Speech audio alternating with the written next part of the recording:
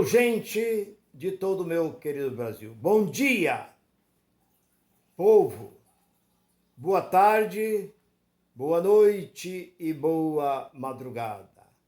Para você, meus queridos irmãos de todo este meu Brasil, para mim falar o nome são muitos, mas você sabe que eu estou dando um abraço a todos vocês que me seguem, que está comigo nessa caminhada, nessa jornada.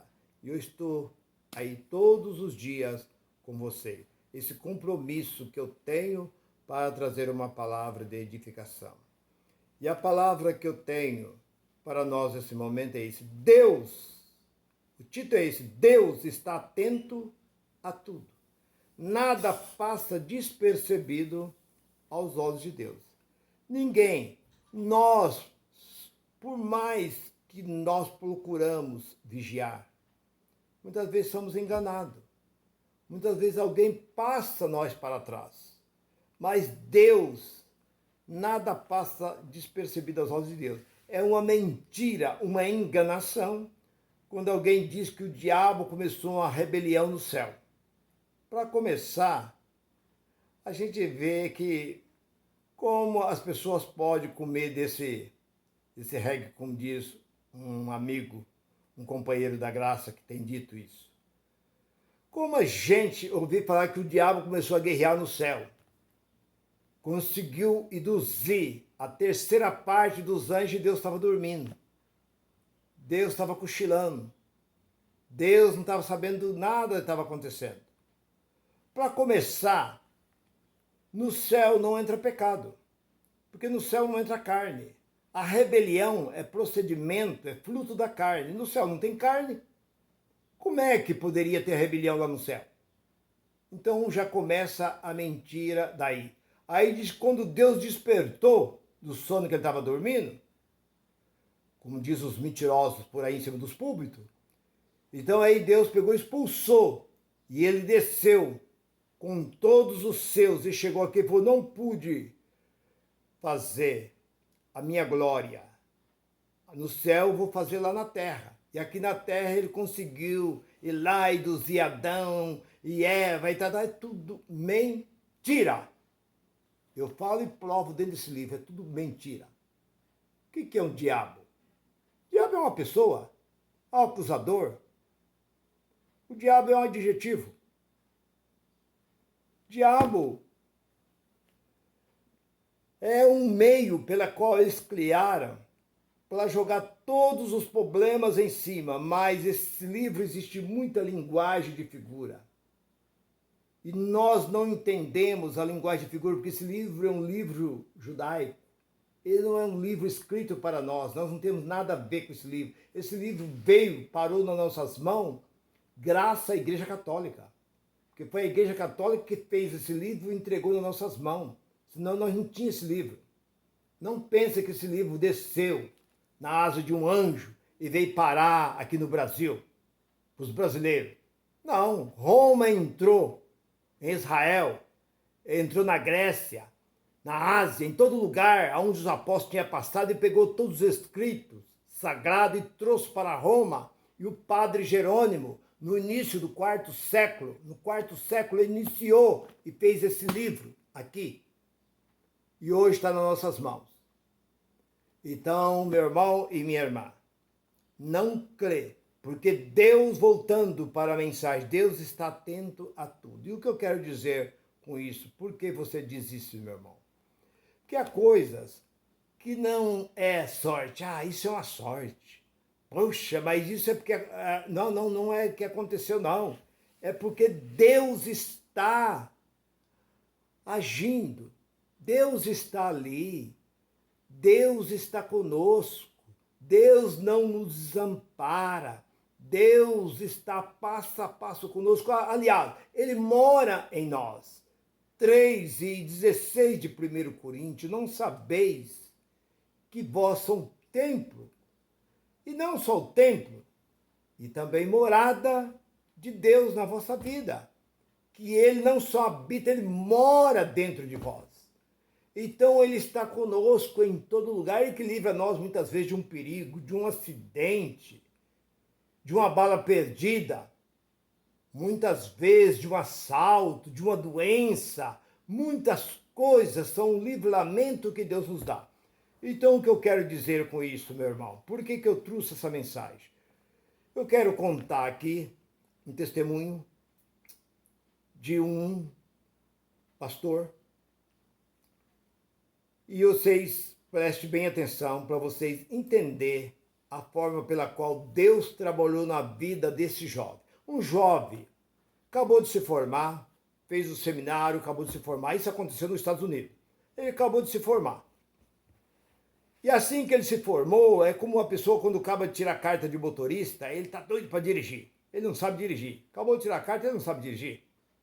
Ele vai aprender depois. Ele é apenas habilitado, mas ele não sabe dirigir. Ele dirige do lado do seu instrutor. Talvez ele passa ali, talvez ele consegue se controlar, no dia do exame ele passa, mas ele não é um motorista ainda. Ele é um motorista depois de 20, 30, 40 anos, que está na estrada. Na cidade ele passou o motorista. Aí ele pode dizer que ele é, mas antes não. Então esse rapaz acabou de se formar e ele queria uma igreja. Então eles disseram para ele, olha, aqui no Brook, que é um bairro muito famoso ali em Nova York, tem ali uma igreja ali em ruína. Estava caído uma parte, a parede, o teto da igreja e tal. E falou assim, olha, aquela igreja está abandonada. Não tem membro nenhum, não tem nada, aquela igreja está largada, está parada. Vai lá, reforma aquela igreja. E depois que ela reformar, você começa ali o seu trabalho pastoral ali. E aquele jovem aceitou. E era o mês de outubro. E outubro já começa a se esfriar, já está frio nos Estados Unidos. E ele começou a trabalhar. E ele foi arrumando de cá, arrumando dali e tal. De vez em quando sempre aparecia um para ajudar ele ali, tal. O que o senhor está fazendo ali? Vou reformar essa igreja aqui, quero inaugurar essa igreja véspera do dia de Natal. E ele foi arrumando. Quando estava pronto, que ele arrumou, pintou, estava bonitinha. Faltando uma semana para inaugurar, caiu a nevasca em Nova York. E derrubou uma parte do teto, a parte de trás onde estava o púlpito, e tal, aí, meu Deus, falta uma semana, aconteceu aquele monte de neve e tal, aí ele foi lá com a pá, tirando aquelas neves, limpando, alguns moradores dali começaram a ajudar ele e tal, aí ele diz, o que eu vou fazer? Não dá mais tempo. Ele pegou o carro dele e saiu, e ele encontrou um bazar onde vendia vários tipos de toalha de mesa, bastante coisa vendida nesse bazar. Ele parou e comprou uma grande toalha. Ele falou, essa toalha vai servir para tampar o buraco que está atrás do púlpito. E ele comprou aquela toalha e levou. Chegou lá, ele pôs, deu certinho, tampou. Ele falou, bom, tudo bem. Aqui tampou esse buraco atrás do púlpito. Aí ele disse que e estava muito frio, já era noite já, estava frio demais. E ele colocou e falou, vou embora. Naquilo chegou uma mulher.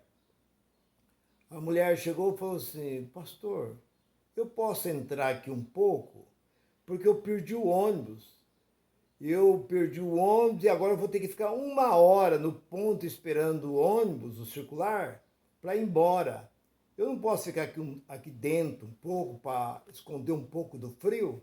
Ele falou, sim, só pode ficar. A mulher ficou sentada, a mulher começou a olhar, e a mulher olhando, ela diz assim, onde o senhor arrumou essa toalha? Ele disse, eu comprei essa toalha num bazar assim. Ela diz assim, eu poderia dar uma olhada nessa toalha? Aí ele falou, sim. Ela foi lá e viu, olhou a toalha e viu que a inscrição da toalha parece que era R, R, B e A. Era a inscrição que que estava na toalha. Ela falou, essa toalha é fabricação minha. Eu que fabricava essa toalha.